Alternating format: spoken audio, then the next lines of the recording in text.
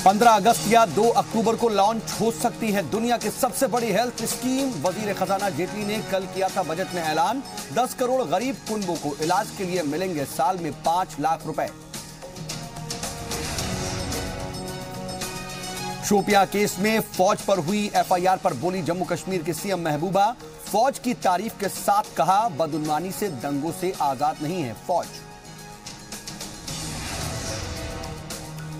1500 करोड़ के जमीन घपले में भूपेंद्र हुड्डा के खिलाफ सीबीआई ने दायर की chargesheet. Gurugram Manesar land scam में उस वक्त के चीफ सेक्रेटरी समेत कई अफसरों का भी नाम। कासगंज तशद्दुद में मारे गए चंदन के अहले खाना को जान से मारने की धमकी। घर पर बढ़ाई गई सिक्योरिटी, अनजान लोगों की एंट्री पर रोक। यूपी में होमगार्ड के डीजी ने लिया राम मंदिर बनाने का हदफ। वीडियो वायरल होने को पर कहा, आधी अधूरी बात पेश की गई। बोफोर्स मामले में सीबीआई पहुंची सुप्रीम कोर्ट। सभी मुलजिमीन को बरी करने के खिलाफ अपील। 2005 के दिल्ली हाई कोर्ट के फैसले को चैलेंज। और सीलिंग पर दिल्ली के कारोबारियों को बड़ी राहत। डीडीए की मीटिंग में 3 तजवीज पास। फ्लोर एरिया रेशियो को 350 किया जाएगा। कन्वर्जन चार्ट पर भी पेनाल्टी हुई कम।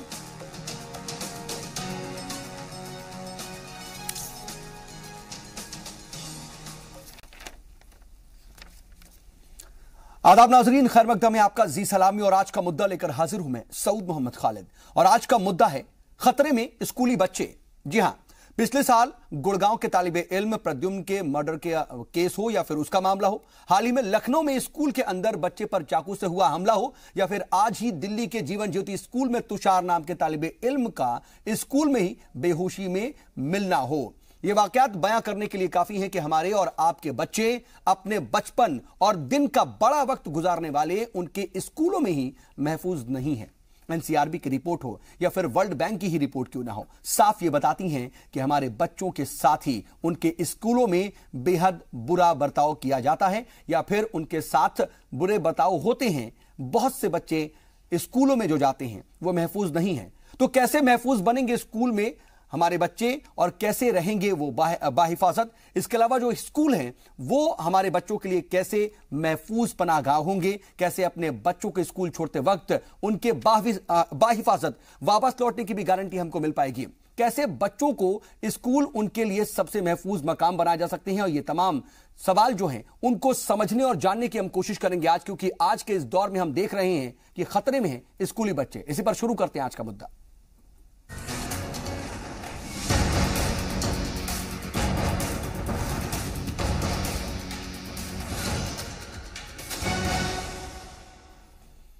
तो हमारे स्कूली बच्चे स्कूल में महफूज नहीं हैं। आखिर क्या कुछ हालात हैं और किस तरीके से कुछ इस तरीके के हालात नजर आते हैं जब हम ये देखते हैं कि हमारे स्कूल में बच्चे ही कम से कम स्कूल जाने के बाद बाहिफाजत वापस लौटेंगे या नहीं, इसको लेकर के हम कंफ्यूज रहते हैं या फिर हमें ये गारंटी नहीं होती है।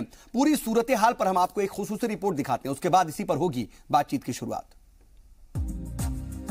इल्म एक चिराग है और मकतब उसका मीनारा, जहां बच्चा इल्म और हिकमत के साथ साथ इंसानियत का सबक पढ़ने जाता है,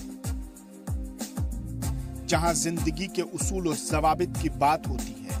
यानी स्कूल ही वो जगह होती है जहां तलबा की मुकम्मल तरबियत और तालीम होती है, जहां से बच्चा मुआशरे का मुस्तकबिल बदलने को निकलता है, बच्चा मुआशरे का माहौल बदलने का हुनर सीखता है। लेकिन जब स्कूलों के ब्लैक बोर्ड पर जुर्म की कहानियां छपने लगे, जब अमन के आंगन में जुल्म की आग लगने लगे, तो फिर भला बच्चे कहां महफूज होंगे? कहां रहेंगे बच्चे? कैसे बनेंगे ये सच्चे? स्कूलों के आंगन से निकलने वाली रोज जुर्म की खबरें इल्म की रोशनी को मद्धम करती जा रही हैं।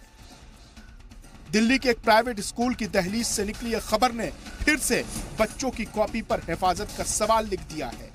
करावल नगर के जीवन ज्योति स्कूल के बाथरूम में 9th क्लास का स्टूडेंट तुषार मुश्तबा हालत में बेहोश मिला था और इलाज के दौरान जीटीबी हॉस्पिटल में तुषार की मौत हो गई। पुलिस ने जब सीसीटीवी फुटेज खंगाले तो तस्वीर साफ हुई। कुछ लड़के तुषार से बाथरूम में मारपीट करते नजर आए। 4 लड़के तुषार को बुरी तरह लातों और घूंसों से पीट रहे हैं।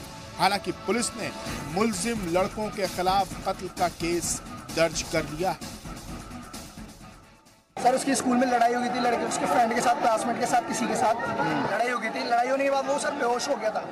वो हमें पता लगा बेहोश हो गया, वहाँ से हॉस्पिटल में से लेके वहाँ पर से एडमिट नहीं करा क्योंकि वो मर चुका था हॉस्पिटल में ऑलरेडी। तालीम गाहों से निकली ये पहली तस्वीर नहीं है। इससे पहले जुर्म की दीवार पर मुल्क के कई स्कूलों का नाम टंगा है। गुड़गांव के रायन इंटरनेशनल स्कूल में 7 साल के प्रद्युमन के कत्ल ने पूरे मुल्क को हिला दिया था।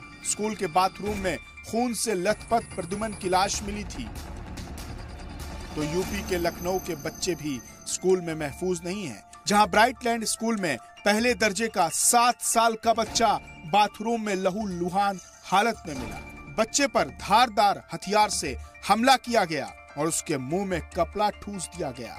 बच्चे ने पुलिस को बताया कि उसे चाकू से स्कूल की ही एक सीनियर स्टूडेंट ने मारा है। तो कर्नाटक के मंड्या में 8वीं दर्जे की तालिबा की मुश्तबा हालत में मौत हो गई।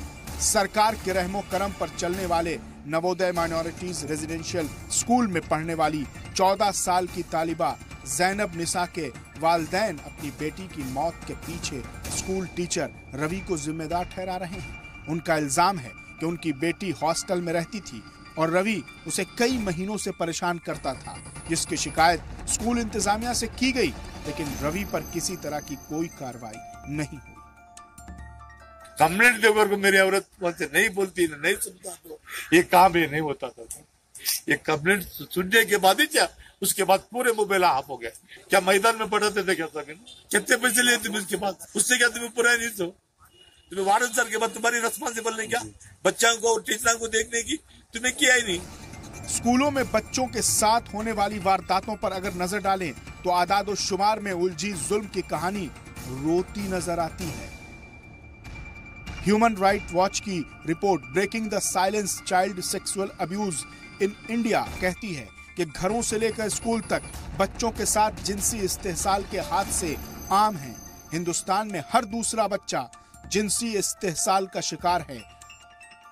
तो वजारत बराए बहबूद खवातीन और अतफाल की रिपोर्ट कपकपाती जबान से कहती है कि हमारे मुल्क में 53.22% बच्चे जिनसी इस्तेहसाल के शिकार हैं। इस जुल्म के शिकार बच्चों में लड़कियां ही नहीं, लड़के भी शामिल हैं, जिसमें 5 से 12 साल की उम्र के बच्चों की तादाद सबसे ज्यादा है। हवाएं सरसब्ज डालियों में दुआओं के गीत गा रही हैं, महकते फूलों की लोरियां सुना रही हैं, सोते रास्तों को जगा रही हैं। घना पीपल गली के कोने से अपना हाथ हिला रहा है कि बच्चे स्कूल जा रहे हैं। लेकिन अफसोस कि जिस समाज में मकतबों में बच्चे महफूज नहीं हैं, ऐसा समाज, ऐसी दुनिया फिर जीने के लायक नहीं रहती। मुजम्मिल अय्यूब, जी मीडिया। तो तमाम तरह की रिपोर्ट्स भी ये बयां करती है कि हमारे बच्चे स्कूलों में महफूज नहीं हैं और ये भी साफ तौर पर जाहिर है कि हिंदुस्तान का हर दूसरा बच्चा जिनसी इस्तेहसाल का शिकार है। तो आखिर बच्चों पर ये जुल्म और ये सितम कब रुकेगा? कैसे उनके स्कूल उनके लिए महफूज पनाहगाह होंगे? कैसे हम ये गारंटी ले पाएंगे कि जब हम बच्चों के स्कूल जाने के लिए छोड़ते हैं तो वो बाहिफाजत हमारे पास जो है वापस घर भी लौटेंगे? तमाम जो वाकयात है उस पर हम तफसील से जरा जानने समझने की कोशिश करेंगे, इसकी वजूहात को भी समझने की कोशिश करेंगे, इसके जो तमाम सॉल्यूशंस हैं, हल हैं, उनको भी जानने की कोशिश करेंगे। हमारे साथ बातचीत के लिए खास पैनल जुड़ गया। इसी पर बातचीत के लिए हमारे साथ जो मेहमान मौजूद हैं उनका आपको तारुफ करा देते हैं। हमारे साथ 4 खास मेहमान इस वक्त हमारे साथ मौजूद हैं। डॉक्टर अदिति जैन अनिल साहिबा जो कि प्रिंसिपल हैं नोएडा के गाया ग्रीन स्कूल की। इसके अलावा हमारे साथ सुप्रीम कोर्ट के एडवोकेट हैं प्रज्ञा भूषण जी। इसके अलावा हमारे साथ सोशल एक्टिविस्ट हैं माया सिंह जी और हमारे साथ साइकोलॉजिस्ट मौजूद हैं अनुजा कपूर जी। आप सभी का बहुत बहुत इस्तकबाल है जी सलाम में। चलिए हम बातचीत की शुरुआत करते हैं और डॉक्टर अदिति जैन अनिल, मैं आपके पास आना चाहता हूं मैम सबसे पहले कि स्कूल को लेकर के बहुत ज्यादा सवालात इस बीच उठ रहे हैं, चाहे वो कर्नाटक का मामला हो या फिर गुड़गांव के प्रद्युम्न स्कूल का मामला हो, ब्राइटवे स्कूल का लखनऊ का मामला हो या फिर जीवन ज्योति का ही। क्या इतना ऐसा प्रिंसिपल आप ये देख पाती हैं कि इतना मुमकिन है कि सभी जगहों पर इस तरह से नजर रखी जा सके कि किसी बच्चे के साथ कोई अनहोनी ना हो, किसी भी तरह की कोई कैजुअलिटी ना हो, या फिर बच्चे किसी भी तरह के गलत काम में मुलव्विस ना हो? कितनी जिम्मेदारी आपके ऊपर रहती है और कितना मुश्किल होता है ये सब करना? देखिए, ये जैसा मैं समझती हूं और कई बार से कहती आ रही हूं कि जहां प्रेम का वातावरण होगा, जहां पर शिक्षकों के साथ, टीचर्स और बच्चों के साथ और साथ के साथ उनके अभिभावकों के साथ एक माहौल प्रेम का होगा और ये माना जाएगा कि हम सब एक फैमिली हैं, तो इस तरह के हादसे होने नहीं होंगे। दूसरा जो सब बहुत इंपॉर्टेंट पॉइंट मैं बहुत दिन से कह रही हूं कि ये जो इतना ज्यादा एग्रेसिव वीडियो गेम्स, बच्चे वही होते हैं जो उनका वातावरण होता है, जहां पे इतना एग्रेशन, एक तो बच्चों को इतना ज्यादा उनकी ईगो जो इन्फ्लेट आजकल पेरेंट्स कर देते हैं, क्योंकि सारे घर की, सारे फैमिली की गतिविधियां बच्चे के खुशी और फोकस हो जाती है, फोकस रहती है। खाना भी उसकी मर्जी से बनेगा, हॉलीडेज भी उसके हिसाब से प्लान होंगे, एंड साथ के साथ ये जो इतने ज्यादा वीडियो गेम्स और इतने ज्यादा गैजेट्स, कम से कम आप अपने एक्सपीरियंसेस बता रहे हैं कि इस तरीके से आपको फेस करना पड़ता है, जो तमाम पेरेंट्स हैं कुछ इस तरह का स्टेक लेते हैं, यानी कि बिल्कुल। और पेरेंट्स को ये समझना चाहिए, because everybody is working now, everybody is stressed with work, तो ये नहीं कि अगर हम काम पे जा रहे हैं तो बच्चों के पास गैजेट्स हम खरीद के दें, वो नहीं होता। सॉल्यूशन है प्रेम का। टीचर्स को बहुत अलर्ट होना पड़ेगा स्कूल में कि अगर बच्चा तो सही और गलत के बोध से बहुत परे होता है, उनको जब तक उनकी बातों को बारीकी से ना इन्वॉल्व हो, पर्सनल इन्वॉल्वमेंट बहुत जरूरी है। बजाय इसके कि हम टीचर हैं, हमें यह देखना है कि हम उनके बेस्ट फ्रेंड्स हैं और हम जाने की क्लास जब हम लेते हैं, हमको पता होता है कि कहीं पे कोई एग्रेसिव बच्चा है तो हम उसको देखें, उसको जाने। ये जरूर समझना चाहूंगा। ठीक है, आपने एक बात कही और बहुत बेसिक बात कही, लेकिन इसके साथ में क्या हम ये माने कि रैन स्कूल हो या जीवन ज्योति स्कूल हो या फिर ब्राइट स्कूल हो, वहां पर माहौल अच्छा नहीं था, प्रेम का वातावरण नहीं था? फिर देखिए, अब आप मेरे को अगर इस तरह की टिप्पणी करने को कहेंगे, मैं तो वहां मौजूद थी नहीं कि मैं आपको बिल्कुल हम क्या समझे, मैं बताती हूं, समझना चाह रहा हूं, क्योंकि जो मैं इतने सारे केसेस को देख रही हूं, तमाम जो मैं आपको एक बात आप लोग कोशिश तो करते हैं कि ऐसा ही माहौल हो, लेकिन फिर क्या ऐसा कुछ हो जाता है कि कुछ इस तरह के मिसहैपनिंग सामने आ जाती हैं? नहीं, एग्रेशन डेफिनेटली होता है, बिल्कुल। कई बार आप अपने बच्चों से सुनते हैं कि टीचर्स बहुत स्ट्रिक्ट हैं और हमें डर लगता है। जहां तक ये डर और भय रहेगा तो बच्चा कहां से वो प्रेम का वातावरण है कहां? दूसरी चीज, जब मैं इन केसेस से मुतालिक डिफरेंट चैनल्स पे रही तो मैं अभिभावक से भी मिली जिनका बच्चा रायन स्कूल में एक, आपको याद होगा कि कहीं गिर के डूब के मरा था, है ना, टैंक में। तो उनके पेरेंट ने मुझसे कहा कि मैम, वहां तो मुझे यह समझ में नहीं आता, जब मुझे दिखाया गया, पुलिस भी मेरे साथ जाते हुए डर रही थी, वो बच्चा वहां पहुंचा कैसे? अगर कोई ऐसे एरियाज हैं स्कूल में जो कि इतने डरावने हैं और इतने डेंजरस हैं, तो बच्चा वहां तक पहुंचता क्यों? लुकआउट करने की जरूरत है इन बातों की। ठीक है मैम, मैं आता हूं आपके पास। माया सिंह जी, मैं आपके पास आना चाह रहा हूं क्योंकि मैम ने माहौल की बात कही कि माहौल बहुत ज्यादा इंपॉर्टेंट है, पेरेंट्स के रोल की बात भी उन्होंने कही। तो आप किस तरह से देखती हैं एक सोशल एक्टिविस्ट होने के नाते, क्या वाकई आज का जो दौर है बहुत ज्यादा बदल रहा है और कहीं ना कहीं अपब्रिंगिंग में जो फर्क है वो परेशानी ज्यादा क्रिएट कर रही है? जी, आपकी बात से मैं, जो आपने कहा, हम लोग अभी भी यही बात कर रहे थे कि आप अगर इन बच्चों के साथ देखें जिनके साथ हादसे हुए हैं, वो 3, 4, 5 साल से लेके आज ये बच्चा गया तकरीबन 16 साल का था। और 16 साल तक जब बच्चा स्कूल में क्लास में टीचर के सामने बैठा रहता है तो वो बहुत डिसिप्लिन्ड बच्चा होता है, बहुत अच्छे से टीचर को एक बार ऑबे भी करता है, उनकी आज्ञा भी सुनता है, इत्तेफाक भी रखता है। लेकिन जब टीचर से जैसी टीचर की पीठ घूमती है तो हो सकता है वो टीचरों के लिए भी बहुत अब्यूजिव लैंग्वेज होती है, बच्चों की बहुत गलत सलत बोलते हैं। तो ऐसा नहीं कि कोई भी स्कूल उन चीजों को गलत तरीके से स्कूल कहता है कि आप इस तरह का पाठ पढ़ो या हिंसा पढ़ो या जो भी पढ़ो। ये जितने भी बच्चों के साथ अपराध हुए हैं, ये मैं समझती हूँ संस्कारों जनित अपराध हैं, ये घर की परवरिश से जनित अपराध हैं। घर के अंदर उन लोग के बच्चों का माहौल इतना खराब है, और आजकल जो टीवी और गैजेट से जो डेवलप हो रहा है वो माहौल बहुत खराब है। बच्चों को, पेरेंट्स को चाहिए कि दोनों पेरेंट्स बच्चे को समय दें, तकरीबन ये रहता है कि बच्चे अपना पीछा छुड़ाने के लिए टीवी में लगे रहते हैं, गैजेट्स पे लगे रहते हैं, और बच्चा बाहर जाकर दूसरे बच्चों से क्या सीख रहा है, क्या बातें कर रहा है, बच्चे के साथ जानने का उनके पास बिल्कुल समय नहीं होता है।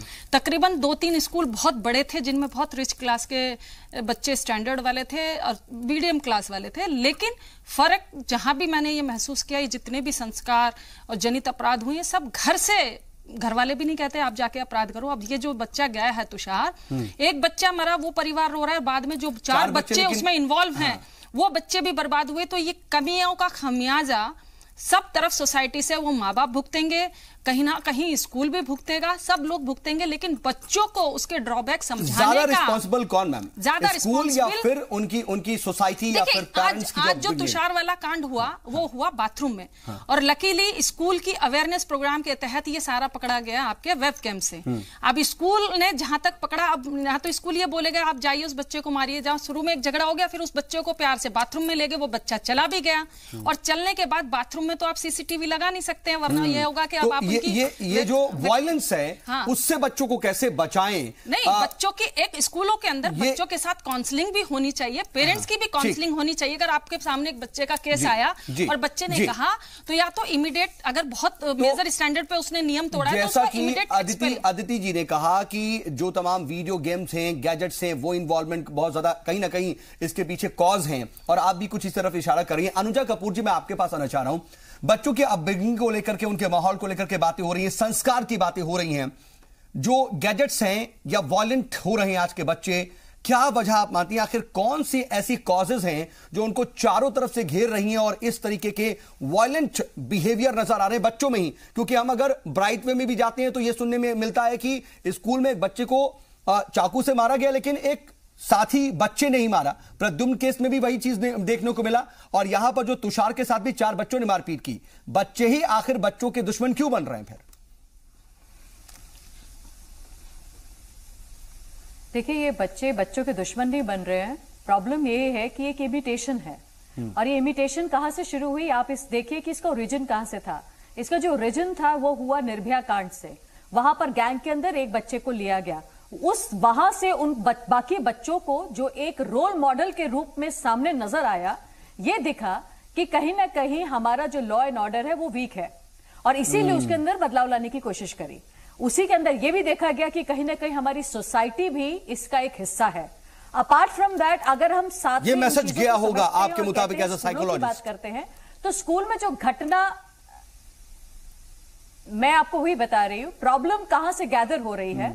प्रॉब्लम गैदर हो रही है कि जो बच्चे हैं आसपास, जब वो पैदा होते एक स्पॉन्ज की तरह होते हैं, उनके अंदर क्रिमिनल एक्टिविटी नहीं होती है।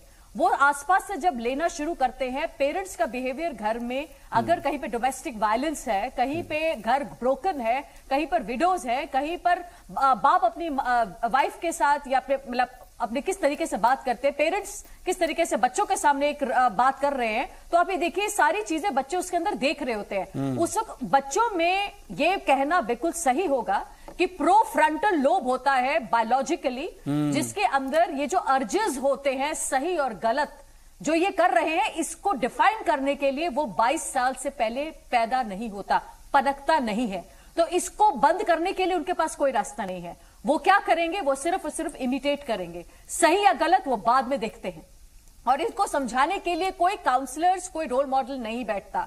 और जहां पर हम लोग काउंसलर्स की बात कर रहे हैं स्कूलों में, अगर काउंसलर्स वहां पर है भी, तो वो कहीं ना कहीं अपनी क्योंकि स्कूल अपना इमेज खराब नहीं करेगा, तो वो काउंसलर्स को भी दबा देते हैं। हमें इससे लार्जर उठकर आना पड़ेगा, और जब लार्जर उठकर हम लोग आते हैं तो ये समझना जरूरी है कि बच्चों को प्लेटर में चीजें मिल रही हैं अब, क्योंकि उनके सामने 1 से 2 से 3 बार ये एक मास हिस्टीरिया का रूप ले रहा है। और मास हिस्टीरिया का रूप इसलिए ले रहा है क्योंकि उन्हें ये बात कहीं ना कहीं समझ में आ रहा है। कई बार मैंने जब भी कहा तो लोगों ने इस पे आपत्तिजनक बात करी। उन्होंने कहा कि मैडम ये ऐसा नहीं है कि लोग, बच्चे जो है वो इसके अंदर अपने आप को लाइक कर रहे हैं या इसको देख रहे हैं, बट ये सिचुएशन है। ये रातों रात बच्चे अपना नाम किसी के साथ जोड़ लेते हैं। क्या सारे बच्चे क्रिमिनल हैं? नहीं, कुछ बच्चे ऐसे हैं जो क्रिमिनलिटी की तरफ जाते हैं। उनके घर में उनके ऐसे कौन सी सिंपल सी बात है कि एब्जॉर्बमेंट जो है, ऑब्जर्विंग एक तरीके से, घर में प्यार का माहौल, सिंपल सी बात है कि किस तरीके से कौन सा बच्चा किस बात को कैसे लेता है, उसका पर्सपेक्टिव क्या है, ये बहुत ज्यादा इंपॉर्टेंट हो जाता है। नहीं मिलता। हाँ ठीक है मैम, मैं आ रहा हूं आपके पास। अनुजा जी मैं आ रहा हूं। तो यानी कि यहां पर भी सोशल कॉज जो है या फिर जो फैमिली इन्वायरमेंट है वो बहुत ज्यादा इंपॉर्टेंट हो जाता है। प्रज्ञा भूषण जी, इस तरह के जो मामले सामने आ रहे हैं, अगर इस तरह के मामले सामने आते हैं, जैसे कि हमने अभी ये तीनों मामलों में देखा कि जो स्कूल के साथी स्टूडेंट्स हैं, जो मेट्स हैं, वही इसमें कहीं ना कहीं मुलजिम भी हैं, तो क्या कुछ कानून कहता है इस मामले में?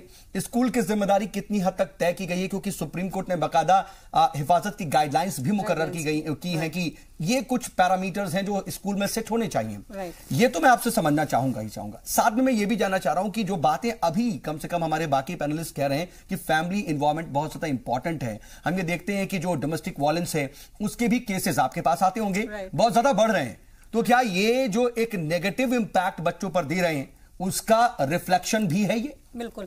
देखिए, दो तीन चीजें हैं। सबसे पहली चीज कि किसी एक ग्रुप की ये गलती नहीं है, हम कहें कि सिर्फ पेरेंट्स की गलती है या सिर्फ स्कूल की गलती है, तो ऐसा नहीं है। हम स्टेप बाय स्टेप अगर चलते हैं कि सबसे पहली चीज की इसमें गाइडलाइंस हैं, सुप्रीम कोर्ट की गाइडलाइंस भी हैं, प्लस हर स्टेट गवर्नमेंट ने अपनी गाइडलाइंस बनाई हुई है कि किसी भी बिल्डिंग की सेफ्टी कैसे होनी चाहिए, स्कूल में क्या सेफ्टी मेजर्स होने चाहिए। प्लस हर स्टेट में जनरली डिस्ट्रिक्ट कलेक्टर या डिस्ट्रिक्ट मैजिस्ट्रेट जो है कमेटी का हेड होता है, जिसमें कि एक एजुकेशन ऑफिसर भी होता है उस कमेटी में, जिनकी रेगुलर ड्यूटी होती है कि वो स्कूल को विजिट करें और वो सेफ्टी मेजर्स या गाइडलाइंस फॉलो हो रही हैं या नहीं हो रही हैं उनको देखा जाए। जैसे अभी मैडम भी रोहिणी वाले केस की बात कर रही थी कि रेयान स्कूल में बच्चा वाटर टैंक में मिला, तो ऐसी जगह पे बच्चा जा रहा है, वहां पे कोई गार्ड नहीं है, बच्चा वहां तक पहुंच कैसे रहा है? ये सेफ्टी मेजर्स ना ही स्कूल ने देखे थे, ना ही जो जिस कमेटी की ड्यूटी है रेगुलर विजिट करना और देखना, उसने भी नहीं किया। तो इसमें सबको गलती ठहरानी चाहिए, वहां पे उनको वहीं उनको पकड़ा जाना चाहिए और उनकी गलती की उनको सजा मिलनी चाहिए, चाहे वो जिसकी भी ड्यूटी है उसने फॉलो नहीं की। करंट स्टेटस क्या, ये भी जानना बहुत जरूरी है मैम। बिल्कुल, और इन केसेस की भी पब्लिक को रेगुलर जानकारी भी मिलती रहनी चाहिए कि कोर्ट में केस शुरू हो गए और उसके बाद दबा दिए गए या खत्म हो गया, सामने आए ही नहीं, तो पब्लिक को अवेयरनेस ही नहीं आएगी या दूसरे लोगों को अवेयरनेस ही नहीं आएगी कि इसमें सजा हुई, इसलिए आगे एटलीस्ट ऐसा ना हो। तो थोड़ा सा सोसाइटी में अवेयरनेस की जरूरत है। सेकेंडली मैं आऊंगी कि इसमें जो भी पेरेंट्स हैं उनको भी अपने राइट्स का मालूम होना चाहिए और रेगुलर स्कूल से इंटरेक्शन होना चाहिए कि अगर पेरेंट्स को भी ये पता है कि स्कूल में ये गाइडलाइंस है सेफ्टी मेजर्स की, तो वो रेगुलर चेक करें खुद जाके या बच्चों से अपने रेगुलर पूछ के कि क्या ये गाइडलाइंस फॉलो हो रही हैं। एक चीज और भी आजकल जो डेवलप हो गई है और अभी देखिए बातचीत में भी आया कि जो पेरेंट्स का रोल है वो बहुत ज्यादा इंपॉर्टेंट है, बेशक सबसे ज्यादा इंपॉर्टेंट है, लेकिन वो रोल भी जो है ना वो आजकल बहुत फर्क हो गया है। और ऐसा नहीं कि सभी पेरेंट्स ऐसे हैं, बहुत से पेरेंट्स पूरी तरह से टीचर्स पर, स्कूल पर भरोसा करते हैं, लेकिन बहुत से पेरेंट्स ऐसे हैं और जो तमाम जो कुछ ज्यादा अवेयर होते हैं वो ये भी कहते हैं कि आपने ऐसा क्यों कर दिया, आपने बिना पूछे ऐसा क्यों कर दिया, वो आकर के बाकायदा उन्हें दबाने की कोशिश करते हैं। ऐसे में बच्चा जो है एक शह पाता है। बिल्कुल, यही मैं कहना चाह रही हूँ कि आपको कहीं ना कहीं स्कूल को भी ये लिबर्टी देनी होगी कि जब बच्चा स्कूल में है तो बच्चे को वो टैकल करें और ढंग से करें। और जहां पे आपको लगता है, जैसे हम भी, हमारे बच्चे अगर स्कूल जाते हैं तो हम पूछते हैं कि आपके एक पीरियड के बाद सेकंड पीरियड में जब टीचर्स आते हैं और जाते हैं तो कितना गैप होता है, कितना टाइम होता है जब कोई भी टीचर नहीं है आपकी क्लास में। ये बहुत छोटी छोटी चीजें हैं। तो जैसे हमारी डॉटर ने बताया कि 5 मिनट्स लगते हैं नेक्स्ट टीचर को आने में और पिछला टीचर चला जाता है, तो ये बात हमने जानी चाहिए। बिकॉज अभी हमारे बच्चे के स्कूल में कुछ ऐसा इंसिडेंट हुआ था कि बच्चा बहुत ज्यादा एग्रेसिव हो गया था उस 5 मिनट के दौरान, ऑल्दो बाद में टीचर्स आई और उस सिचुएशन को संभाल लिया। तो ये जो 5 मिनट है किसी भी इंसिडेंट होने के लिए, ये भी बहुत है। बिल्कुल, स्कूल बसेस में जब हमारे बच्चे जाते हैं तो उसमें कोई केयर टेकर है कि नहीं है, ये बहुत इंपॉर्टेंट हो जाता है। बाकी भी पॉइंट्स है, मैं जान रहा हूं आपकी जो तमाम टेक्निकलिटीज है वो भी मैं समझूंगा, लेकिन वक्त अभी फिलहाल ब्रेक का हो गया है। मैं ब्रेक पर जा रहा हूं और आपके पास लौटूंगा और फिर तमाम जो और भी पॉइंट्स है उसको भी समझने की कोशिश करेंगे और ये समझने की कोशिश करेंगे कि पेरेंट्स कितने जिम्मेदार होते हैं इस तरह के वाकयात के। छोटा सा ब्रेक।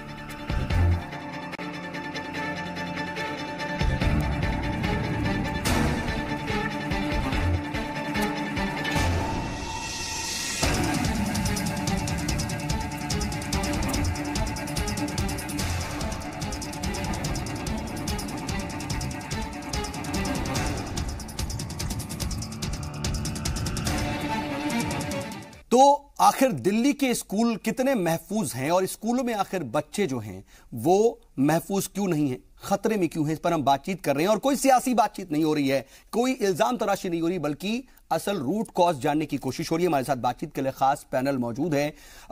डॉक्टर अदिति, मैं आपके पास एक बार फिर आना चाह रहा हूं क्योंकि आप एक रिनाउंड स्कूल की प्रिंसिपल हैं। आप तमाम जो है ऐसे वाकयात देखती हैं और उन चीजों से गुजरती हैं जो स्कूल में पेश आती हैं, मुश्किलों से भी जो है आप गुजरती हैं। कितना मुश्किल होता, मैं एक बार फिर से आपसे यही समझना चाहूंगा क्योंकि देखिए तमाम तरह के वाकयात तो आ रहे हैं। आपने कहा कि प्रेम का माहौल हो, प्यार का वातावरण हो, लेकिन इसके बावजूद भी बच्चे जो हैं वो वॉयलेंट हो रहे हैं। तो सिर्फ और सिर्फ फैमिली ही इसके लिए वजह है, ये भी तो नहीं कहा जा सकता। स्कूल की अपनी जिम्मेदारी भी तो बहुत ज्यादा है कि कम से कम ये इंश्योर करे कि बच्चे जो जा रहे हैं वो बाहिफाजत वापस घर भी जाएंगे। बिल्कुल निसंदेह, पर मैं आपको थोड़ा सा ध्यान इस पे लाऊंगी। जब हम छोटे थे, जब हम स्कूलों में जा रहे थे, हम भी मिशनरी स्कूल्स में गए। वो जमाना मिशनरी स्कूल्स का था, अब पब्लिक स्कूल्स का है और एयर कंडीशन स्कूल्स का है। अब मुझे ये बताइए, जब मैं बड़ी हो रही थी, मेरा अपना ये सच है कि मैंने ऐसा एग्रेशन देखा नहीं था, ना ऐसी गंदी भाषा सुनी थी बच्चों से, अपने दोस्तों से इर्द गिर्द हमने कभी नहीं सुनी थी। और हमको तो जब बड़े हुए तब कभी सुनने में आया कि इस तरह की भी भाषा होती है। तो ये कहाँ है ये वजह? ये वजह डेफिनेटली हमारे मीडिया में है, हमारे मूवीज हैं, हमारी जो जिस तरह से कोई भी यूट्यूब चैनल आप खोल लीजिए, बच्चा जो चाहे वो देख सकता है। अब उतनी छोटे ज्ञान, जितनी उसकी नॉलेज है, जितनी उसको समझ है, उसमें अगर वो कुछ ऊट पटांग देखता है, curiosity is at its best, वो जाके एडवेंचर में जाके पता नहीं क्या कर ले। तो कहीं ना कहीं हमारी और सरकार को, में हम ये जानते हैं कि दो ही चीज बहुत ज्यादा जो है, एक अडल्ट्री और एक वॉयलेंट, ये दो ही बहुत ज्यादा जो है बच्चों को अपनी तरफ रागिब करती हैं और क्यूरियोसिटी ये क्रिएट करती है। समय से पहले बड़े हो गए हैं। दूसरी चीज समय से पहले बड़े, arrogance in parents, arrogance in teachers leads to arrogance in children. और जब बच्चों के अंदर अहंकार आता है तो डेफिनेटली समझने और सुनने की शक्ति वो जीरो कर देते हैं। बच्चों के अंदर अहंकार देखिए परिवार से आता है, परवरिश से आता है, माँ बाप की शह से आता है। बच्चे जो चीज, देखिए आज जो अपराध हो रहे हैं बच्चा कर रहा है, बच्चे के प्रति कर रहा है। अपराधी भी बच्चा और वो जो पीड़ित है वो भी बच्चा। तो इसमें जिम्मेदार कौन? फाइनली जिम्मेदार उसका परिवार है। आपने कहा अहंकार आता है, अहंकार परिवार की परवरिश का बहुत है। अपना स्कूल में गुजारता है। देखिए स्कूल में वहाँ पे जो माहौल मिल रहा है वो भी बहुत इम्पोर्टेंट है। जब टीचर के सामने जब वो बैठा रहता है तो वो बहुत ओबीडिएंट और बहुत डिसिप्लिन बच्चा होता है। जैसी टीचर की पीठ उठी है उसका एटीट्यूड बिल्कुल डिफरेंट होता है। एक छोटा सा बच्चा था, अभी बहुत यूट्यूब फेसबुक पे बड़ा वायरल हुआ, एक लड़का था और वो अपने पिताजी से बोल रहा था रेगुलर कि मुझे मेला ले जाओ। पिताजी कहीं व्यस्त रहे होंगे और वो बच्चा खाना चला गया अपने पिताजी की कंप्लेंट करने है कि उसको उठाओ और अच्छे से मारो, मेरा पिता मुझे मेला घुमाने नहीं ले जा रहा है। अब ये गलत तरीके से उसने अपना अधिकार ग्रहण कर रहा है। आजकल इन सोशल नेटवर्क साइटों की वजह से एक बच्ची ने इस बच्ची को सिर्फ इसलिए मारा कि मैं इसको मार दूंगी, स्कूल में छुट्टी हो जाएगी। दूसरे बच्चे ने इसलिए मारा कि पीटीएम में मेरे पेरेंट्स को मेरी कंप्लेंट नहीं मिलेंगी। तो बच्चे जो चीजें ग्रहण कर रहे हैं उसको बहुत गलत तरीके से ग्रहण कर रहे हैं। बोल दूं कि इस समय ये चीज कभी भारत में हमने सुनी नहीं थी कि बच्चों के अंदर इनके बीच इतना बड़ा आतंक हो। ये बहुत बड़ा चिंता का विषय है। इसमें सरकार को तुरंत आना चाहिए। इतनी बड़ी चीज होती है, बट जब कोई एक खास एक कांड होता है तो सरकार की थोड़ी बहुत आवाज आती है, फिर वो चुप हो जाती है। मैं आता हूं और वाकई हमने भी ऐसी खबरें दिखाई हैं जहां पर बच्चों की गैंग वॉर भी हमने दिखाई है। बहुत से सीसीटीवी फुटेजेस हमने दिखाए हैं और यही दिल्ली एनसीआर के, जहां पर छोटे बच्चों के हाथों में हथियार हैं, वो एक दूसरे पर वार कर रहे हैं। ये वाकई बहुत ज्यादा अफसोसनाक भी और बहुत ज्यादा हैरान करने वाला संजीदा मामला भी है। अनुजा कपूर जी, मैं आपके एक बार फिर आपके पास ही आना चाह रहा हूं। देखिए जो तमाम बातचीत हो रही है वो बच्चों के बिहेवियर, उनके एग्रेशन और साथ ही साथ जो बच्चे इनटेक कर रहे हैं उसके बाद उनका जो रिएक्शन आ रहा है इसी पर है। तो मैं चाहूंगा कि जरा आप अपनी बात रखिए कि आखिर क्या वजह है इसकी और इसको खत्म कैसे किया जाए। देखिए, आप किसी भी क्रिमिनल बिहेवियर को खत्म नहीं कर सकते, हम क्राइम को खत्म नहीं कर सकते। ये कहना मेरे लिए बहुत ही मुश्किल होगा कि मैं कहूंगी कि क्राइम खत्म कर लेंगे। हम उसको कम कर सकते हैं। रेसिडिविज्म जो होता है, जो बार बार, उसको थोड़ा कम किया जा सकता है। वो कम कैसे किया जा सकता है? वो सिर्फ एक पोजीशन ऐसे देखते हैं जैसे कि जब हम लोग बात कर रहे हैं घर से स्कूल की, स्कूल से घर तक और आसपास के पीयर ग्रुप में, समझना ये जरूरी है कि बच्चा जब अपने घर से स्कूल की तरफ निकलता है और अपने पीयर ग्रुप में घूमता है तो ऐसी कौन सी बात है कि जो उसको ये लगता है कि ये बात मैं अपने पीयर ग्रुप से कहूंगा तो वहां पर मेरे को ज्यादा एक सद्भावना मिलेगी और एक वो गैप नहीं मिलेगा जो मुझे और मेरे पेरेंट्स के बीच में लाकर खड़ा कर रहा है। प्रॉब्लम यहां पर आती है कि जब हम एक गैप में खड़े हो जाते हैं, बच्चा जब अपने आप में ये समझने लग जाता है, जब पहली बार जिसको हम लोग अपनी लैंग्वेज में कहते हैं classical learning and apparent learning, classical learning आता है जब हम रिवॉर्ड्स के साथ बच्चे को समझाने की कोशिश करते हैं और ऑपेरेंट लर्निंग आता है जब हम पनिशमेंट के साथ समझाने की कोशिश करते हैं। कुछ लोग सिर्फ रिवॉर्ड ही दे देते हैं और कुछ लोग सिर्फ पनिशमेंट ही देते रहते हैं। ये जो बैलेंस है जिसको कहते हैं reward and punishment goes hand in hand, साथ साथ चलता है, वहां पर हम बैलेंस नहीं बना पाते हैं और बच्चा इस चीज को गलत मैसेज ले लेता है। ठीक है, लेकिन इसके साथ ही अनुजा जी, इसके साथ ही दो पॉइंट्स बहुत इंपॉर्टेंट जो कि डॉक्टर अदिति ने रेज किए, मैं उस पर भी जाना चाहूंगा। एक अहम, एक ईगो की बात जो है, क्या वाकई आज के बच्चे बहुत ईगोइस्टिक हो गए हैं या फिर उन्हें कहीं ना कहीं पेरेंट्स से ऐसा कुछ मिलता है एक मैसेज कि वो ईगो में रहते हैं?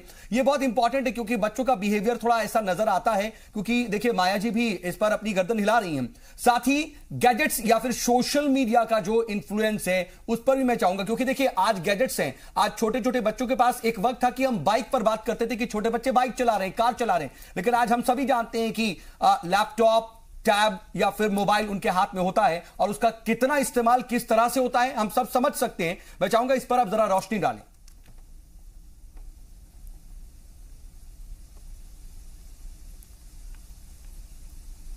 मैं बोलूं इस पे आप? जी मैं आ रहा हूं मैं आपके पास। अनुजा जी, क्या आप तक आवाज जा रही है? जी हाँ, अच्छा आप मुझसे पूछ रहे हैं? बिल्कुल। इसके अंदर पोजीशन क्या होती है कि किसी बच्चे को अगर हम ये कह दें कि आप बिल्कुल मोबाइल को यूज नहीं करेंगे, तो आपने ये भी ऐसी जगह देखी है कि जब बच्चों ने सुसाइड कमिट कर ली, तो आप बिल्कुल ही ऑब्रेशन कर दे और उनको बिल्कुल ही मना कर दे किसी भी चीज के लिए, तो उनके अंदर जिज्ञासा और ज्यादा बढ़ती है, आप उनके दुश्मन बन सकते हैं, हेट्रेड की भावना आएगी जिसको वो उसका जो रिपरकर्शन है वो बाहर सोसाइटी में जाकर निकालता है। अब प्रॉब्लम ये होती है कि हम लोग बच्चों के ऊपर किस तरीके से एक हेलीकॉप्टर पेरेंटिंग नहीं कर सकते। आपको न्यू पेरेंटिंग की जरूरत है। न्यू पेरेंटिंग का मतलब यही आता है कि अब हेलीकॉप्टर आते जाते आकर अपने बच्चे के ऊपर कह दिया, 5 मिनट आपने अपने बच्चे को वो वक्त नहीं दिया और आते जाते उसको ना का शब्द कह दिया, ये नहीं करना, वो नहीं करना, ये नहीं करना। पर क्या हम उस बच्चों को लॉजिकली समझा पाते हैं आज की डेट में? क्योंकि हम लोग खुद इतने बिजी होते हैं और अपने जंजोजहद में खुद इतने बिजी हैं, वो फोन पर हम बात करने लगते हैं और बच्चे आते हैं, पर वो फोन पर हम लगे रहते हैं बात करते हुए, बच्चों को सुनते नहीं है। प्रॉब्लम यहां आती है कि बच्चा उसी वक्त अपना यू टर्न लेता है और यहां पर हमने उस बच्चे को एक मैसेज दे दिया कि आप मेरे लिए इंपॉर्टेंट नहीं है। तो उस वक्त पर बच्चे को वो जो सवाल है उसके दिमाग में, उसका आंसर ढूंढने के लिए वो किसी और के पास जाएगा और यहीं पर ही उस लड़ाई जो एक हम सोसाइटी की और उसकी लड़ाई चालू हो जाती है। सारे बच्चे इस तरीके का बिहेवियर लेकर नहीं आते क्योंकि सारे पेरेंट्स इस तरीके के नहीं होते। अब कई पेरेंट्स की जो खुद की परवरिश जो पीछे से आ रही है, क्या उसको ब्रेक किया जा सकता है? बिल्कुल ब्रेक किया जा सकता है। एग्जैक्टली अनुजा जी, अगर हम ये देखें तो जनरेशन गैप है, लेकिन ये जो जनरेशन गैप है रैपिडली शायद बहुत ज्यादा है क्योंकि बहुत ज्यादा टेक्नोलॉजी का फर्क है, तमाम चीजों का फर्क है, जिसमें एक तरह से बैलेंसिंग बहुत जरूरी है और हमको भी कम से कम, यानी कि तमाम जो पेरेंट्स हैं उनको भी ये समझने की जरूरत है कि आखिर हमें स्टेप क्या लेने और किस तरह का बिहेव करना है। शायद मैं आता हूं आपके पास, लेकिन डॉक्टर अदिति इसमें कुछ चीजें जोड़नी चाह रही हैं। डॉक्टर अदिति, मैं पहली बात तो पेरेंट्स और टीचर्स दोनों से ये रिक्वेस्ट करना चाहती हूं कि उनके संज्ञान में एक चीज डाल दूं कि आप ये जो इंटरनेशनल रिसर्च हुई है उससे ये डिराइव हुआ है कि 2 घंटे एक दिन में सिर्फ आप स्क्रीन को देख सकते हैं, जिसमें इंक्लूडेड है आपका टेलीफोन, कंप्यूटर एंड टेलीविजन, जो भी आप देखते हैं। उससे क्या होता है, जब ये 20-22 साल के 23 साल के होते हैं, इनका जो ये फ्रंट पोर्शन होता है बायोलॉजिकली डेवलप ही नहीं होता अगर ये एक्सेसिव यूज होता है। दूसरी चीज, जापान आप जानते हैं कितना आगे है तकनीकी मामलों में। आपको जानकर खुशी होगी। और मैं पेरेंट्स को सतर्क करना चाहती हूं कि वहां पे तो अब कुछ स्कूल्स ऐसे हो गए हैं जहां पर टोटली वाईफाई का प्रयोग ही जीरो कर दिया है कि it is not good for health. और जिन लोगों ने हम लोगों को ये फोन्स और ये सब दिए हैं, वो लोगों ने अपने बच्चों के लिए नहीं रखे। आप जानते हैं कि स्टीव जॉब्स ने बिल्कुल वर्जित कर रखा था। ये जहां तक सुसाइड की बात है, उस पे मैं ये कहना चाहूंगी, ये सुसाइड किसी चीज के लिए तब होता है जबकि उसकी आदत बन जाए। अगर एक घर में माता पिता एक ही पेज पे रह के बात करें कि नहीं, ये फोन अभी जरूरत नहीं है, ये अभी नहीं देना है, और बच्चों को क्रिएटिवली इन्वॉल्व रखें, अपने साथ चीजों में लगाएं। अगर आप लोग वर्किंग पेरेंट्स हैं तो वीकेंड्स में कुछ फैमिली ओरिएंटेड चीजें करें जिससे कि बच्चा आपके साथ, और बच्चे के अगर बिहेवियर में कोई भी एबनॉर्मेलिटी पाए तो उसकी जड़ तक पहुंचने की कोशिश तो बच्चों को यानी कि साइकोलॉजिकल डील करना बहुत जरूरी है, और ये हमें भी समझने की जरूरत है कि हमें डील कैसे करना है। लेकिन माया जी, मैं ये भी समझना चाहूंगा कि जैसे टीचर्स और पेरेंट्स को लेकर के बात हो रही है, तो टीचर और पेरेंट्स का जो रिलेशनशिप है वो भी तो बहुत इंपॉर्टेंट है, जो कि आज हम देख रहे हैं, या तो वो खत्म हो रहा है या फिर एक तरह से उसमें भी लड़ाई ज्यादा दिखती है, बहुत ज्यादा बैलेंसिंग। ये इसको किस तरह से आप देखते हैं? ये बच्चे के दिमाग पे बहुत बुरा असर डालता है। अगर माँ बाप के पास ये अधिकार है कि वो बच्चे को डांट दे, समझा दे, और टीचर वही काम कर रही है और बच्चे के सामने आप उसके टीचर से नेगेटिव बोलते हैं कि आपने मेरे बच्चे को क्यों डांटा, तो उसको शह मिल जाती है, उसको शह मिल जाती है कि मेरे माँ बाप आएंगे टीचर के अगेंस्ट, कुछ नहीं, मेरे खिलाफ नहीं बोलने देंगे। नंबर एक बात, मैं सभी पेरेंट्स से गुजारिश करूंगी कि बच्चों के सामने टीचर को कभी भी नीचा साबित करने की या छोटा साबित करने की कोशिश ना करें। आप उसको शह ना दें कि आपके अगर टीचर ने से बोला हम जाके डांटेंगे, नहीं। आप टीचर के साथ माँ बाप का कोऑर्डिनेशन बच्चे की ग्रोथ पे बहुत बड़ा असर डालता है। दोनों को, अगर टीचर ने माँ बाप को कुछ बोला कि आपका बच्चा ऐसे कर रहा है, तो आप उसको समझिए, उसके घर में बैठकर बात कीजिए कि ये गलत बात है। तीसरी बात, अगर कितनी बार माँ बाप हमेशा अपने बच्चे, हर माँ बाप को बहुत अच्छे लगते हैं, माँ बाप कभी भी कोई कमी सुनना पसंद नहीं करते अपने बच्चों की। अगर आपसे टीचर या पास पड़ोस का व्यक्ति ये कहता है कि आपके बच्चा अगर ये है, तो आप उससे लड़ने ना पहुंच जाए या गुस्सा ना करें, बल्कि बच्चे की बात को घर में बैठकर उसको समझने का प्रयास करें। ये ना बोले कि हमारा व्यक्तिगत मामला है। इंपॉर्टेंट पॉइंट्स हैं, और टीचर से ज्यादा मुझे लगता है कि ये पेरेंट्स को समझने की जरूरत है, जो माया जी कह रही हैं, और जो तमाम वालिदैन है वो इसको समझें और सीखें और इस चीज को कम से कम अपनी जिंदगी में उतारें। लेकिन प्रज्ञा जी, मैं आपके पास आना चाह रहा हूं, ये जो तमाम तरह की बातें हो रही हैं, लेकिन बच्चों, फैमिली या फिर स्कूल और क्या कहते हैं तमाम जो टीचर्स हैं उनके रिलेशंस की तो बात हो रही है, लेकिन आखिर स्कूल की जो जिम्मेदारी है और जो कानून क्या कहता है वो भी तो बहुत इंपॉर्टेंट है। इसको भी तो एक तरह से फिगर आउट करना बहुत जरूरी है। बहरहाल मैं आपके पास इस पर रिएक्शन के लिए आऊंगा, लेकिन मुझे ब्रेक के लिए बोला जा रहा है, मजबूरी है, मैं ब्रेक पर जा रहा हूं, लौटूंगा सीधा आपके पास इसी पर जवाब।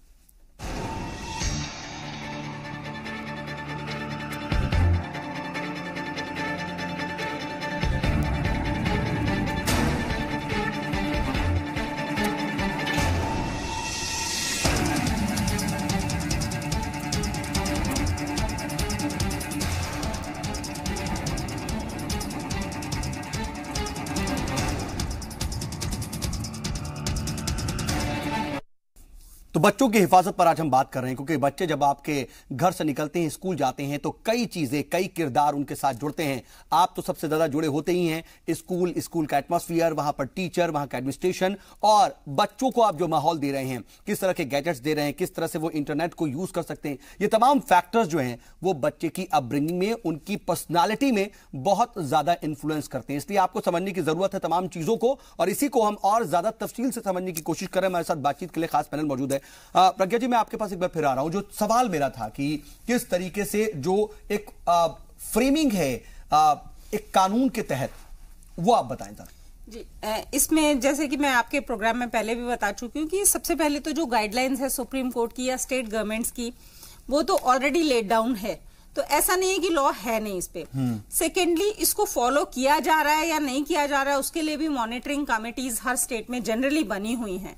बट क्या वो मॉनिटरिंग कमिटी स्कूल में जाती हैं और एक्चुअली चेक करती हैं कि ये गाइडलाइंस फॉलो हो रही हैं कि नहीं हो रही हैं, ये देखने वाली।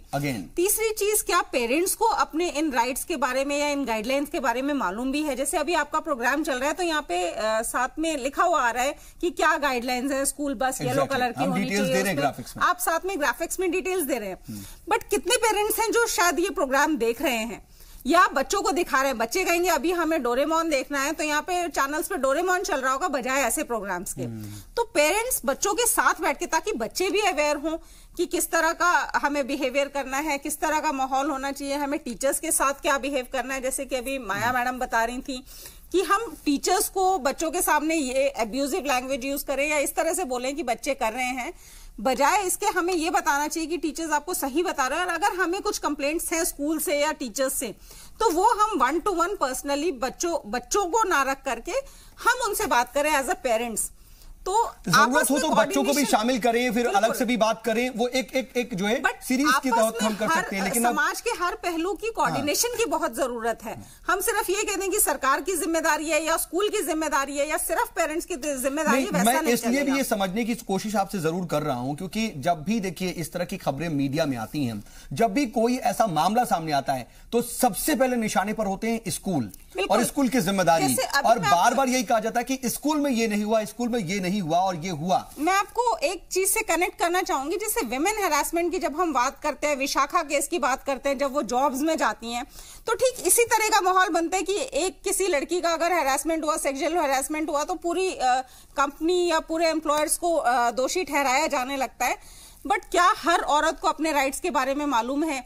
क्या हर जो ऑर्गेनाइजेशन है उसमें फॉलो हो रहा है कि एक कमेटी होनी चाहिए जो विमेन राइट्स का ध्यान रखे? सिमिलर चीज एक स्कूल और बच्चों से रिलेटेड भी है। अभी कुछ बाबाओं के आश्रम का आया था, वीरेंद्र दीक्षित एंड ऑल, जहां पे बहुत सारे छात्रों को रखा गया था और अंदर बच्चों का सेक्सुअल हैरासमेंट हो रहा था और वो वहां चारों तरफ बंद होते थे और उनके दरवाजे बंद हुआ करते थे।